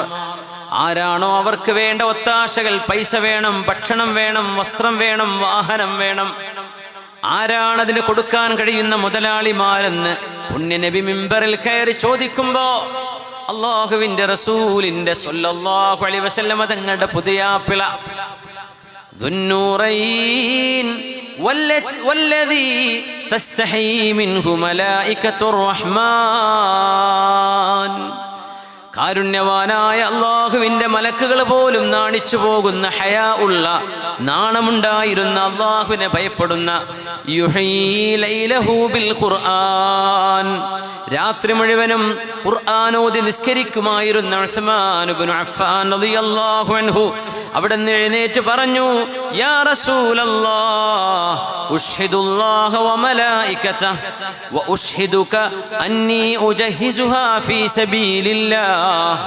നബിയെ, അങ്ങ് സാക്ഷി, അല്ലാഹു സാക്ഷി, അല്ലാഹുവിന്റെ മലക്കുകൾ സാക്ഷി, മുഅ്മിനീങ്ങൾ സാക്ഷി, തബൂക്കിലേക്ക് വേണ്ട എല്ലാം ഞാൻ തരാം നബിയെ. അർജു ദുഖറഹാ വബിർറഹാ ഇൻദല്ലാഹ്. ഇതെന്റെ സമ്പത്താണ്, ഇതെന്റെ മക്കൾക്ക് നാളെ ഉപകാരപ്പെട്ടേക്കാം, എൻ്റെ കുടുംബം എന്നെ കളിയാക്കിയേക്കാം. എന്തിനാണ് ഇതൊക്കെ പള്ളിക്ക് കൊടുക്കുന്നത്? എന്തിനാണിത് ദീനിന് കൊടുക്കുന്നത്?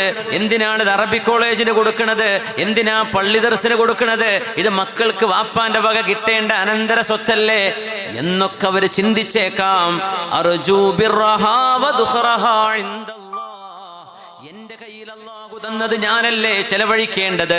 ഈ സമ്പത്ത് കൊണ്ട് അല്ലാഹുവിന്റെ അരികത്ത് കൂലി വാങ്ങണം എന്ന് പ്രതീക്ഷിക്കുകയാണ് നബിയേ എന്ന് പുണ്യ നബി തങ്ങളോട് പറഞ്ഞപ്പോഴാണ് അല്ലാഹുമ്മ റള അൻ ഉസ്മാൻ, അല്ലാഹുവേ ഉസ്മാൻ ഇബ്നു അഫ്ഫാൻ തങ്ങളെ നീ ഇഷ്ടപ്പെടണേ റബ്ബേ. അല്ലാഹുമ്മ റള അൻ ഉസ്മാൻ. ഇതിലും വലിയൊരു സമ്മാനം ഇനി വേറെയുണ്ടോ? മാ ളറ ഉസ്മാന മാ ഫഅല ബഅദൽ യൗം. ഇന്നത്തെ ദിവസം ഉസ്മാൻ ഇബ്നു അഫ്ഫാൻ തങ്ങൾ ചെയ്ത ഈ വലിയ മഹാദാനം ചെയ്തതിന് ശേഷം ഇനി ഉസ്മാൻ തങ്ങളിൽ നിന്ന് എന്ത് സംഭവിച്ചാൽ തന്നെയും ഉസ്മാൻ തങ്ങൾ തെറ്റ് ചെയ്യുമെന്നല്ല പറയുന്നത്, എന്തു തന്നെ സംഭവിച്ചാലും ഉസ്മാൻ എന്നവർക്ക് ഒരു കുഴപ്പവും സംഭവിക്കില്ല എന്ന് മഹാനായ റസൂലുള്ളാഹി സ്വല്ലല്ലാഹു അലൈഹി വസല്ലം.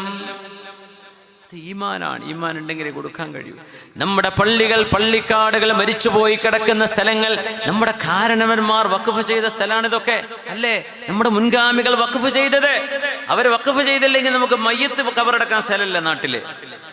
നമ്മൾ എന്ത് വഖഫ് അല്ലാഹു കൊടുത്തു? ഇപ്പൊ വഖഫ് കൊടുക്കണ്ടാരെങ്കിലും വഖഫ് ജാരിയായ സ്വതഖയല്ലേ?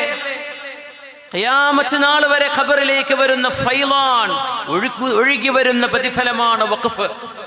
മദ്രസക്ക് ഒരു തെങ്ങ്, പള്ളിക്ക് 2 തെങ്ങ്, പള്ളിക്ക് 10 സെന്റ്, 1 ഏക്കർ, 2 ഏക്കർ, 50, 100 ഇങ്ങനെ കൊടുത്ത മുൻഗാമികൾ അവരുടെ ഖബറുകളിൽ സുഖിച്ചു കൊണ്ടിരിക്കുന്നുണ്ട്. ഇപ്പോ നമുക്ക് എന്തേ കിട്ടിയത്? അവര് കൊടുത്ത സ്ഥലത്ത് പോയി കിടക്കാനുള്ള ഭാഗ്യം.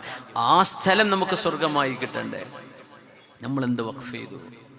എന്തെങ്കിലും അല്ലാഹുവിന് വേണ്ടി ചെയ്തോ?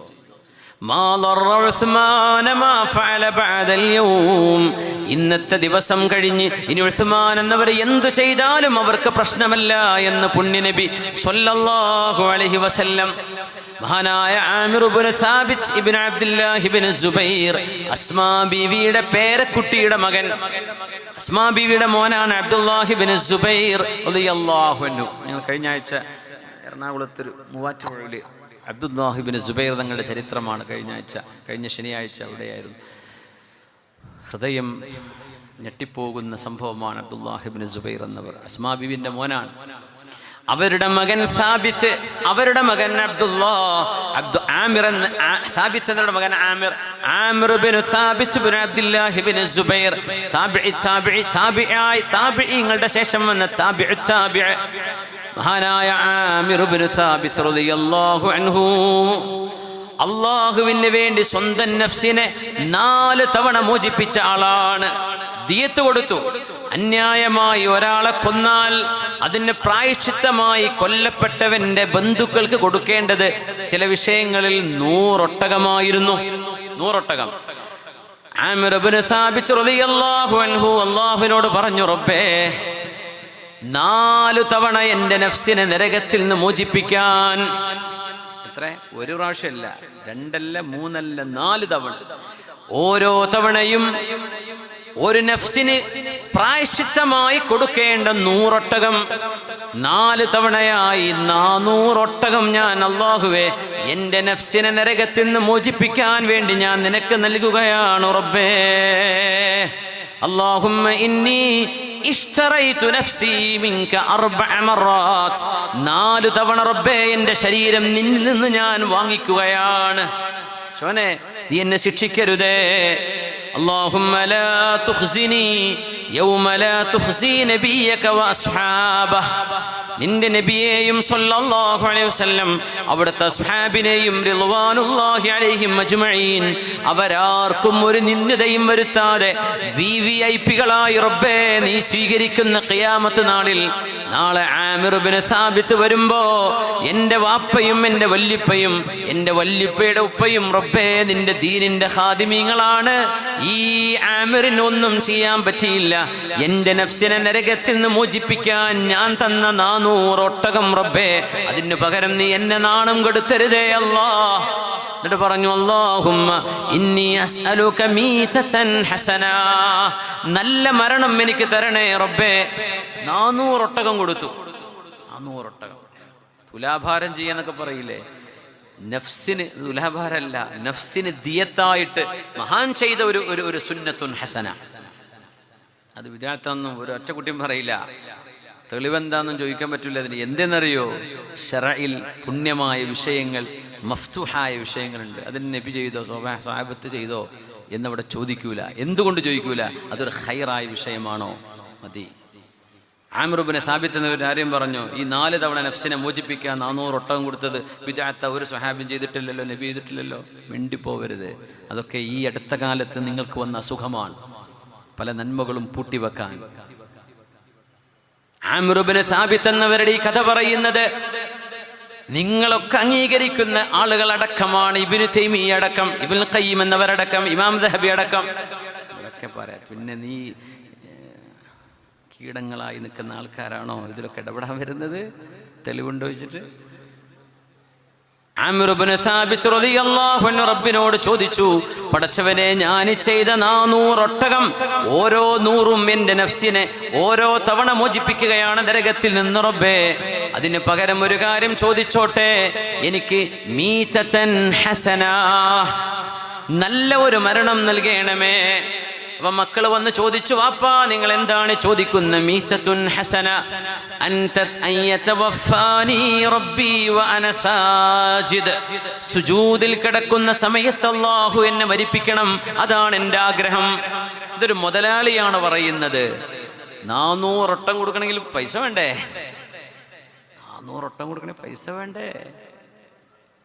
അന്നത്തെ ഒട്ടകം എന്ന് പറഞ്ഞാൽ നമ്മുടെ മാരുതി കാറ് പോലും അല്ല, അന്നത്തെ വലിയ വലിയ 4 വീലല്ല, ക്രസ്റ്റേ, അതിലും വലിയ വലിയ വണ്ടികളൊക്കെ ഉണ്ടെങ്കിൽ അതൊക്കെ ആയിരിക്കും അന്നത്തെ ഒട്ടകം. അത്രയും വലിയ സംഭവം. അന്നത്തെ 4x4 അല്ലേ. അങ്ങനത്തെ 400 എണ്ണം കൊടുക്കാൻ പൈസ ഉണ്ടായിരുന്ന മുതലാളി കൊടുത്തു. എന്നിട്ട് ചോദിച്ചെന്താണെന്നറിയോ? എൻ്റെ പേര് അവിടെ വട്ടക്കഷത്തിൽ എഴുതിക്കണം എന്നല്ല നമ്മൾ മനസ്സിലാക്കണത്. ഞാൻ തരാം, ചിന്നാക്കണം പ്രസിഡന്റും സെക്രട്ടറിയും ഖജാൻജും ഒക്കെ, ഇതാക്കൂലെങ്കിൽ ഞാൻ തരൂല. ഇതുമല്ല, ഇതൊക്കെ നമ്മൾ ചെയ്യുന്ന കോമാളിത്തരങ്ങളാണ്. ഇതൊന്നും ദീനല്ല. എന്താ ചോദിച്ചറിയോ? അല്ലാഹുവേ, സുജൂദിൽ കിടന്നെനിക്ക് മരിക്കണം, അതിന് നിനക്ക് തൗഫീഖ് താ. സുജൂദിൽ കിടന്നെനിക്ക് മരിക്കണം. ഇത് ചോദിക്കുന്ന മുതലാളിമാരാ, മുഅ്മിനീങ്ങളായ മുതലാളിമാർ, അവർക്ക് അതേ വേണ്ടൂ. സക്കറാത്തിൽ മൗത്തിൽ കിടക്കുമ്പോ മഗ്രിബിന്റെ വാങ്ക് വിളിക്കുന്നു, ഹയ്യ അലസ്സലാഹ്, ഹയ്യ അലസ്സലാഹ്, ഹയ്യ അലൽ ഫലാഹ്, ഹയ്യ അലൽ ഫലാഹ്, ഇഹ്മിലൂനി, എന്നെടുത്ത് കൊണ്ടുപോയി മക്കളെ.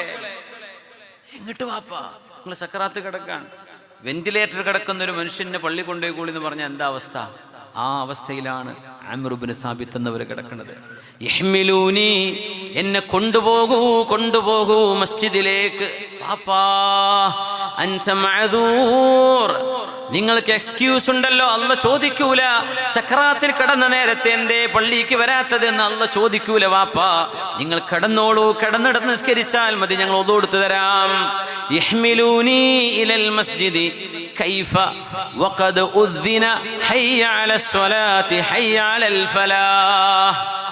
ഹയ്യ അലസ്സലാ എന്നും ഹയ്യ അലൽ ഫലാ എന്നും അല്ലാഹുവിന്റെ വീട്ടിൽ നിന്ന് വിളിയാളം വരുമ്പോ കൈഫ ലാ ഉജീബു നിദാഅ റബ്ബി, എൻ്റെ റബ്ബിൻ്റെ വിളിക്ക് ഞാൻ ഉത്തരം കൊടുക്കാതെ ഇവിടെ കിടക്കുകയോ എന്ന് പറഞ്ഞ് മക്കള് വാപ്പയെ കൊണ്ടുവന്ന് മസ്ജിദിന്റെ 1-ാം സഫിൽ കൊണ്ടുവന്നിരുത്തി. ശ്വാസം മുട്ടിക്കൊണ്ടിരിക്കുകയാണ്, മരണം മുന്നിൽ വന്നുകൊണ്ടിരിക്കുന്ന നേരമാണ്.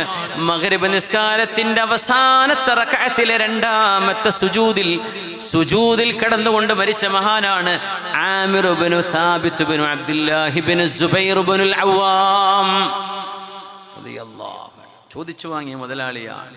400 ഒട്ടകം കൊടുത്തു.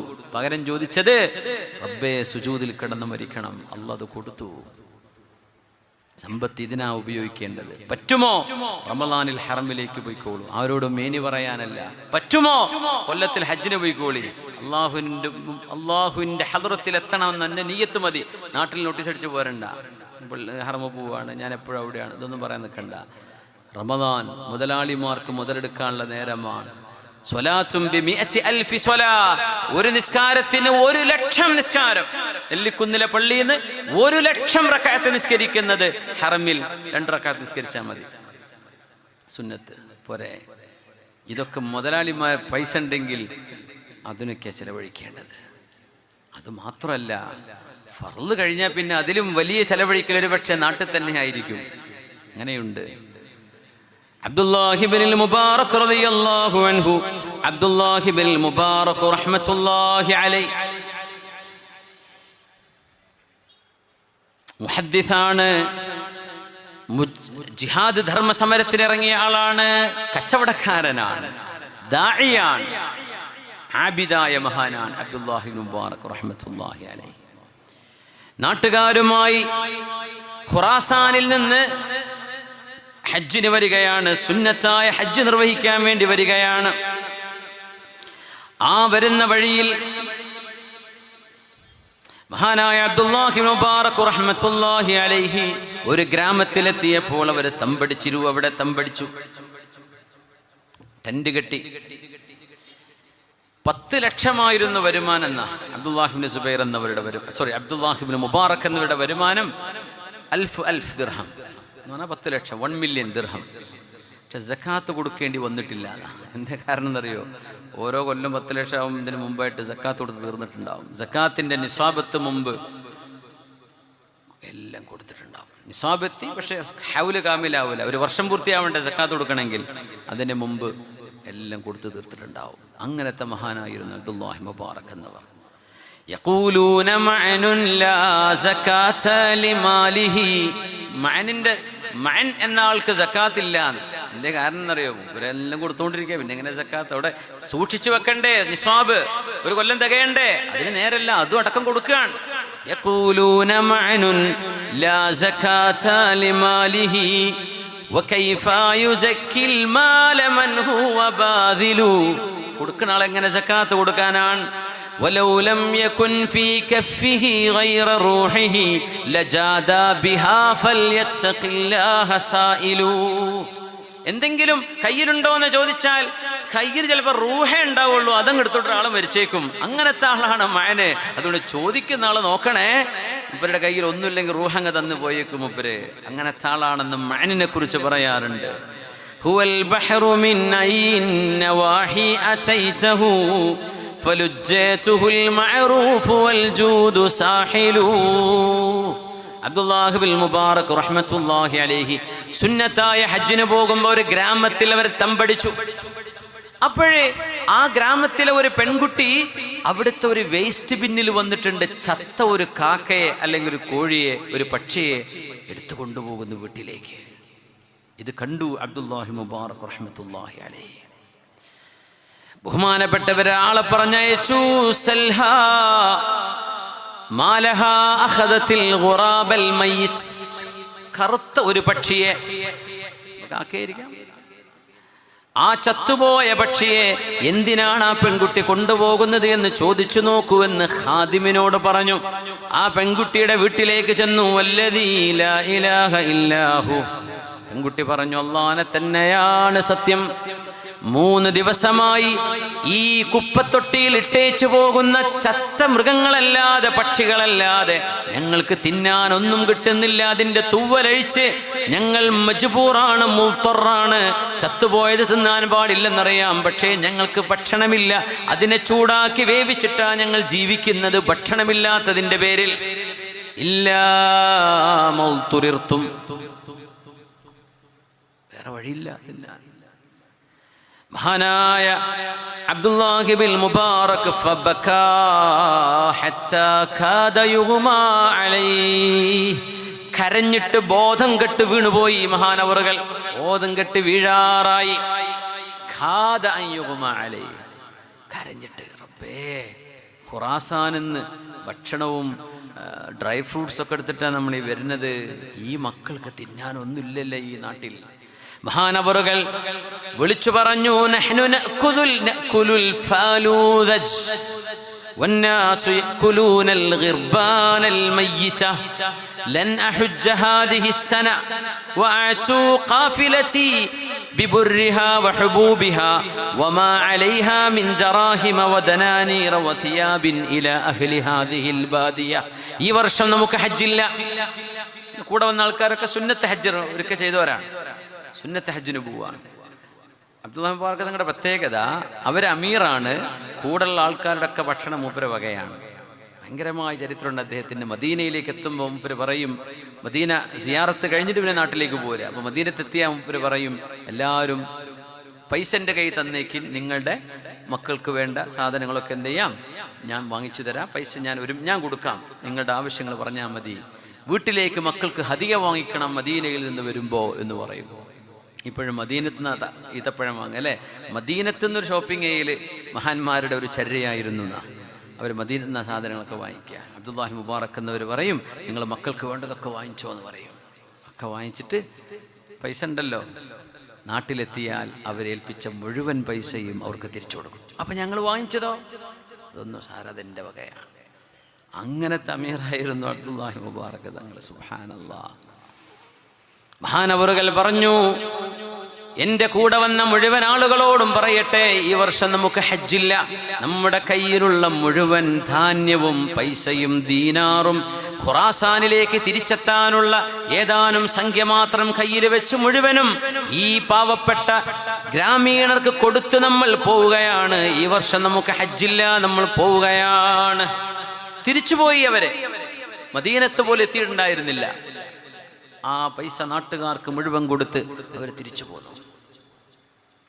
ഇത് ചെയ്തത് ലോക പ്രശസ്തനായൊരു പണ്ഡിതനാണ്, അബ്ദുല്ലാഹി ബിൻ മുബാറക് റഹ്മത്തുള്ളാഹി അലൈഹി.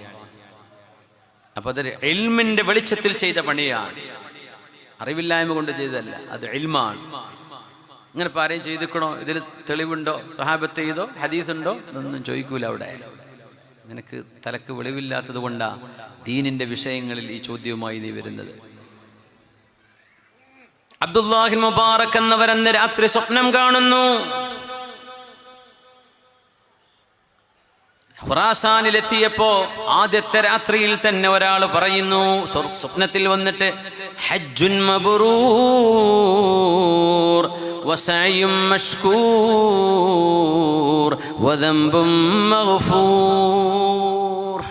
അള്ളാഹ്ക്ക് പൊരുത്തമുള്ള അധ്വാനമായി, അള്ളാഹ് സ്വീകരിച്ച ഹജ്ജായി, അള്ളാഹു നിങ്ങൾക്ക് പൊരുത്തപ്പെട്ടു തന്നു. അത് അള്ളാഹുവിന്റെ ഭാഗത്തു നിന്നുള്ള മുബശ്ശിറാത്താണ്, സന്തോഷവാർത്തയാണ്. നിങ്ങളുടെ ഹജ്ജ് ഇതാണ്. നമ്മുടെ നാട്ടിലെ പാവപ്പെട്ട ആളുകൾ കഷ്ടപ്പെടുന്ന സമയത്ത് അവർക്ക് വേണ്ടി ചെലവഴിക്കലാവാം. സുന്നത്തായ ഒരു ഇബാദത്തിന് നമ്മൾ ചെലവഴിക്കുന്ന പണത്തെക്കാളും നല്ലത് ആ പാവപ്പെട്ടവന്റെ വിശപ്പടക്കലാണ്.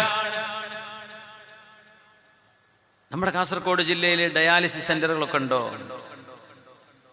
എനിക്കറിയില്ല. കയ്യുമണ്ണി എന്തോ എന്നൊരിക്കൽ പറഞ്ഞു തുടങ്ങണം എന്നൊക്കെ പറഞ്ഞിട്ട് തുടങ്ങിക്കണോ എനിക്കറിയില്ല. കാസർഗോഡ് ഉണ്ടോ? ഉണ്ട്. ഉണ്ടല്ലേ? സി എസ് സെന്ററൊക്കെ ഉണ്ടോ? MLA സി എസ് സെന്റർ ഉണ്ടോ അവിടെ? ഏതെങ്കിലും പേരിലായിക്കോട്ടെ. സി എസ് സെന്ററിന്റെ നമ്മളാ പാർട്ടിക്കാരനല്ല എന്ന് പറയുന്നുണ്ട്, അതൊന്നും കുഴപ്പമില്ല.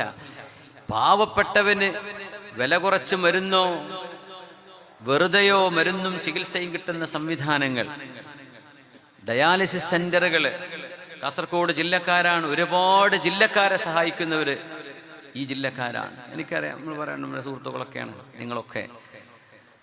നമ്മളെ നാട്ടിൽ കാസർഗോഡ്, ഞാൻ മലപ്പുറത്താണെങ്കിലും പലരും വിചാരം ഞാൻ കാസർഗോട്ടുകാരനാണ്. ആരും പറഞ്ഞാൽ വിശ്വസിക്കില്ല മലപ്പുറത്താന്ന് പറഞ്ഞാൽ. നിങ്ങളെപ്പോഴും കാസർഗോഡാണല്ലോ. അപ്പോൾ നമ്മളെ സ്നേഹിക്കുന്ന നല്ല മനുഷ്യന്മാർ കാസർഗോഡാണ്. അപ്പോൾ അൽഹംദുലില്ലാ, ആയിക്കോട്ടെ. നമുക്ക് ഇവിടെ ഒരു സാന്ത്വനമുണ്ടോ? ഡയാലിസിസ് സെന്ററുകളുണ്ടോ? ആതുര സേവന സ്ഥാപനങ്ങളുണ്ടോ?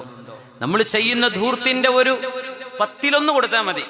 ഈ നാട്ടിലെ മുഴുവൻ ആളുകളുടെയും പട്ടിണി മാറാൻ അത് മതിയാവും. നമ്മൾ ചെയ്യുന്നുണ്ടോ? ഇവിടെ ആരെങ്കിലും മുൻകൈ എടുത്തിട്ടുണ്ടോ? നമ്മുടെ ഗവൺമെന്റ് ഹോസ്പിറ്റലിന്റെ അടുത്ത് ഏതെങ്കിലും പാവപ്പെട്ട മിസ്കീന്മാരായ പെണ്ണുങ്ങള് അവരുടെ വാപ്പക്ക്, ഭർത്താവിന്, മക്കൾക്ക് വേണ്ടി കൂട്ടിന് വരുമ്പോൾ കഞ്ഞി കുടിക്കാൻ, ഭക്ഷണം ഫ്രീ ആയിട്ട് കൊടുക്കാൻ, മരുന്ന് വില കുറച്ചോ വെറുതെയോ കൊടുക്കാൻ പറ്റുന്ന സംവിധാനങ്ങൾ സെന്ററൊക്കെ അങ്ങനെയാണ്, ഒരുപാട് ജില്ലകളിലുണ്ട്.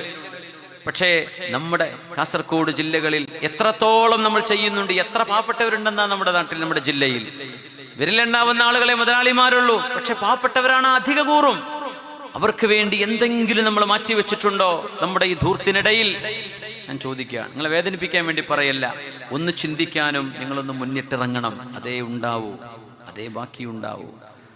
അബ്ദുല്ലാഹി മുബാറക് എന്നവരുടെ ഹജ്ജിന്റെ കഥ പറയുമ്പോഴേ അത് കേട്ട് രസിച്ചു പോവാനല്ല, പാഠം വേണം, ഉൾക്കൊള്ളണം. നമ്മളും ചെയ്യണ്ടേ എന്തെങ്കിലും? അല്ലാഹു തൗഫീഖ് ചെയ്യട്ടെ, അല്ലാഹു തൗഫീഖ് ചെയ്യട്ടെ.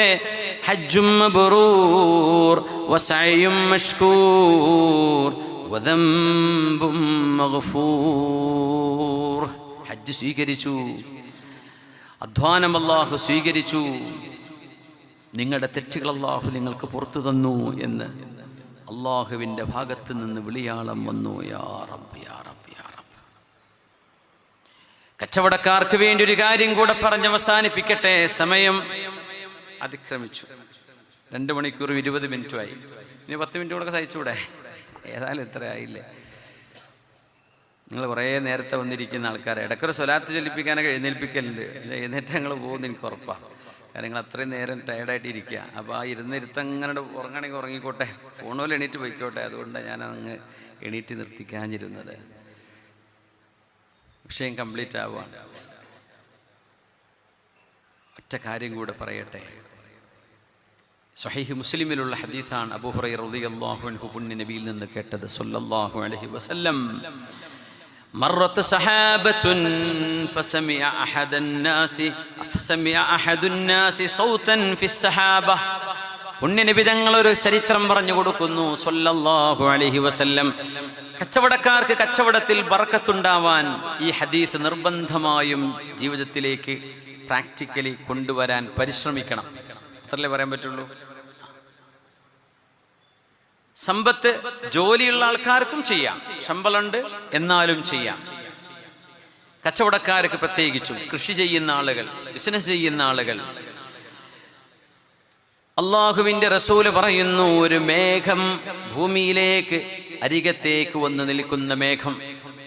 മേഘമൊക്കെ ഭൂമിയുടെ വളരെ അടുത്ത. ഫ്ലൈറ്റിൽ യാത്ര ചെയ്യുന്നവർക്ക് പെട്ടെന്ന് ഒന്ന് ടേക്ക് ഓഫ് ചെയ്താൽ തന്നെ മേഘം എത്രയോ, അത് കഴിഞ്ഞ് എത്രയോ 1000-30,000 ഫീറ്റിൻ്റെ ഒക്കെ മേലൊക്കെ പോവാം. താഴെ കിടക്കുന്നത് ഈ മേഘമൊക്കെ വളരെ അടുത്താണ്. അതിൻ്റെ എത്രയോ ഒരു 10-12 കിലോമീറ്ററൊക്കെ മേലെ ഫ്ലൈറ്റ് പറക്കുന്നത്. ഇതൊരു കിലോമീറ്ററിൻ്റെ താഴെ ആയിരിക്കും മേഘം ഉണ്ടാവുക ഏകദേശം. സഹാബത്ത്, ഒരു കറുത്ത ഇരുണ്ട മേഘം. ആ മേഘത്തിന്റെ ഉള്ളിൽ നിന്ന് ഒരു വിളിയാളം കേൾക്കുന്നു, മേഘമേ ഇസ്ഖി ഹദീഖത ഫുലാൻ ഇബ്നു ഫുലാൻ. മേഘമേ, നീ മഴയായി ചെന്ന് പെയ്യേണ്ടത് ഇന്നാലിന്ന ഒരാളിന്റെ പേര് പറഞ്ഞു. പുണ്യനബിയെ പേര് പറഞ്ഞില്ല. ഇന്ന പേരുള്ള ഒരാളുടെ തോട്ടത്തിൽ പോയിട്ട് മഴ പെയ്യേ. ആ മേഘം ആ തോട്ടം ലക്ഷ്യമായി വരികയാണ്. ഇയാൾ ആ മേഘത്തെ പിന്തുടർന്നു. ഇത് കേട്ട ഒരു മനുഷ്യൻ, ആരാണ് ഈ ആളെന്നറിയണ്ടേ? ആ മേഘം മഴ പെയ്യുന്നു ഇന്ന സ്ഥലത്ത്, ഒരു തോട്ടത്തിന്റെ മീതെ. ആ തോട്ടത്തിൽ പണിയെടുക്കുന്ന ആള് വന്നിട്ട് അദ്ദേഹത്തിന്റെ മിഅ്വൽ, അയാളുടെ കൈക്കോട്ടൊക്കെ എടുത്തിട്ട് അദ്ദേഹം എന്ത് ചെയ്യുന്നു? വെള്ളം അങ്ങോട്ട് തെളിച്ചു കൊണ്ടുപോവുകയാണ് അദ്ദേഹത്തിന്റെ കൃഷിയിടത്തിനുള്ളിലൂടെ. ഇദ്ദേഹം ഓടിച്ചെന്നു. സഹാബ മേഘം, സ്വഹാബ നബിന്റെ സ്വഹാബിമാർ, സുഹ്ബത്ത് ഇത് സീനാണ്. സഹാബത്ത് എന്ന് പറഞ്ഞാൽ മേഘം. സ്വഹാബ എന്ന് പറഞ്ഞാൽ നബിൻ്റെ സ്വഹാബുകൾ സല്ലല്ലാഹു അലൈഹി വസല്ലം, സഹാബത്താണ്. അപ്പോൾ സഹാബിമാർ പറയുന്നത് കണ്ട, സ്വഹാബിമാർ എന്ന് പറയണം, അപ്പോഴാണ് സ്വഹാബി ആവുള്ളൂ, അതിൻ്റെ കുറേ മേഘക്കാരാവും. സഹാബ് മേഘമാണ്. ഏതായിരുന്നാലും ഒരു മനുഷ്യന്റെ തോട്ടത്തിന്റെ മീതെ ആ മേഘം സമൃദ്ധിയായി മഴ പെയ്തു, സമൃദ്ധിയായി പെയ്തു.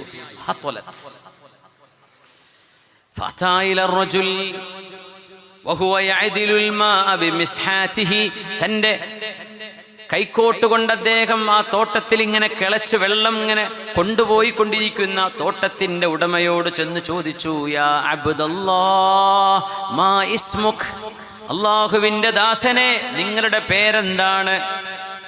അന ഫുലാനുൻ, എന്റെ പേര് ഇതാണ്. ബിസ്മില്ലദീ സമിഅഹു ഫിസ്സഹാബ, ആ മേഘത്തോട് ആരോ വിളിച്ചു പറയുന്നു, മേഘമേ ഇന്നാലിന്ന ആളിന്റെ തോട്ടത്തിൽ പോയി മഴ പെയ്യ് എന്ന് ആരുടെ പേരാണോ പറഞ്ഞത് അതേ ആളാണ് ഇയാൾ.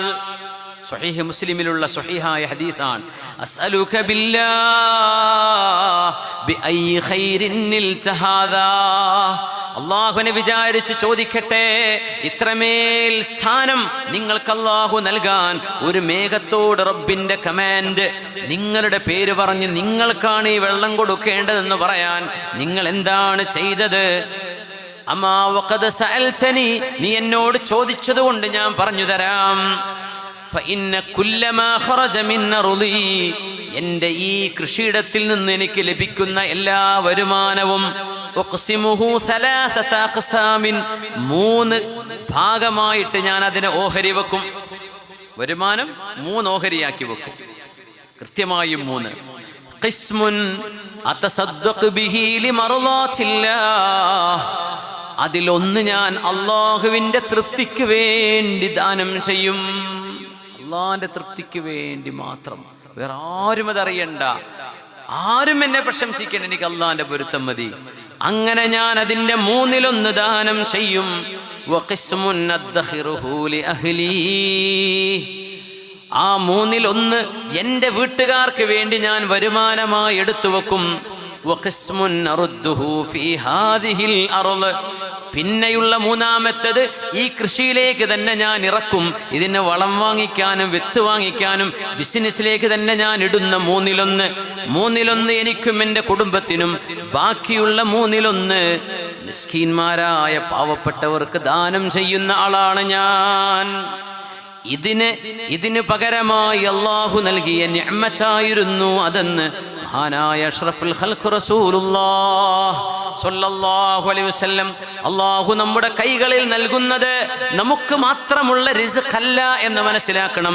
നിങ്ങളുടെ കൈകളിൽ അള്ളാഹു നൽകുന്ന സമ്പത്തിൽ വലിയൊരു ഭാഗം നിങ്ങളുടെ നാട്ടുകാരായ പാവപ്പെട്ടവർക്കുള്ള അവകാശമുണ്ട്. വഫീ അംവാലിഹിം ഹഖ്ഖുൻ മഅലൂം ലിസ്സായിരി വൽ മഹ്റൂം, ഹതഭാഗ്യന്മാരായ,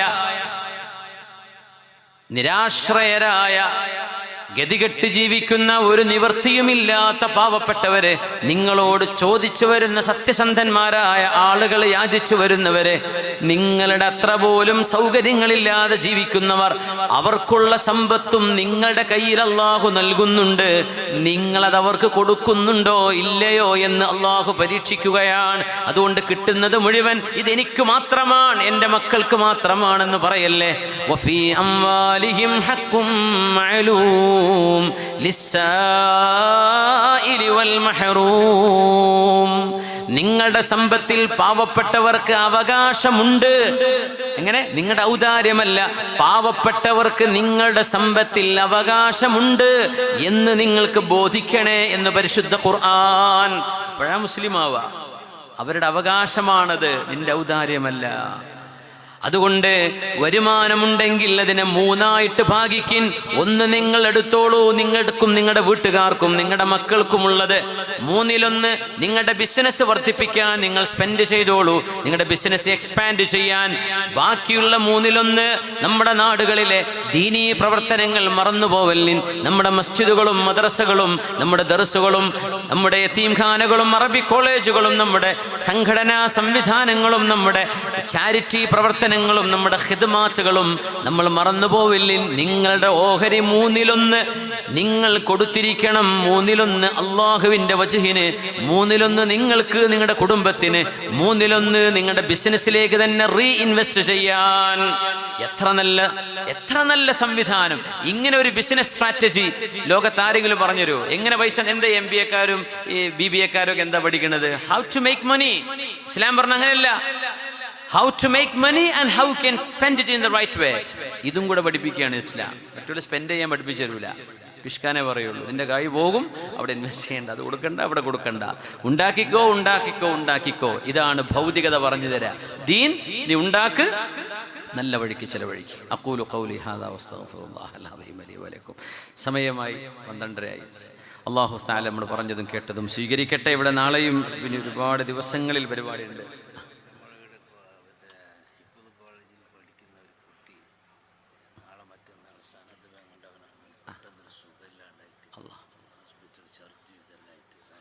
അല്ലാഹു ശിഫയാക്കട്ടെ.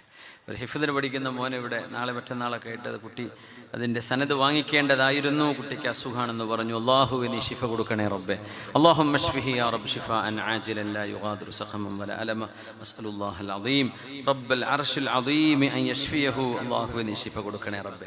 ദുആരക്കാൻ ഒരുപാട് വസിയത്ത് നമ്മുടെ സംഘാടകരുടെ മുമ്പിലേക്ക് എത്തിയിട്ടുണ്ട്. എല്ലാം നമ്മൾ മൊത്തമായിട്ട് അല്ലാഹുവിൻ്റെ ഹദ്റത്തിൽ സമർപ്പിക്കുകയാണ്.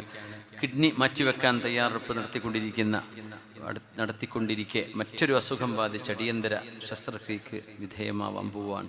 അള്ളാഹുവേ ആ സഹോദരന്, ആ യുവാവിന് റബ്ബേ നീ ശിഫ നൽകണേ. പടച്ചവനെ അള്ളാഹു നീ ശിഫ നൽകണേ റബ്ബേ. ശിഫ നൽകി, ആഫിയത്ത് നൽകി, തഖ്വയും ഈമാനും നൽകി അനുഗ്രഹിക്കണേ തമ്പുരാനെ.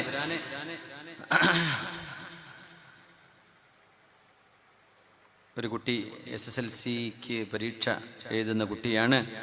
എല്ലാ സബ്ജക്റ്റിലും നല്ല വിജയത്തോടുകൂടെ പാസ്സാവാൻ ദ്വാരക്കണമെന്ന് പേര് പറഞ്ഞ് ഇവിടെ അറിയിച്ച ഒരു മോളുണ്ട്. അല്ലാഹു സുബ്ഹാനഹു വ തആല ആ മോൾക്ക് ദുനിയാവിൻ്റെയും ആഖിറത്തിൻ്റെയും പരീക്ഷകളിൽ ഉന്നത വിജയം അല്ലാഹുവേ നീ നൽകണേ പടച്ചവനെ. ദുനിയാവിൻ്റെ വിഷയം മാത്രം പറയരുത്.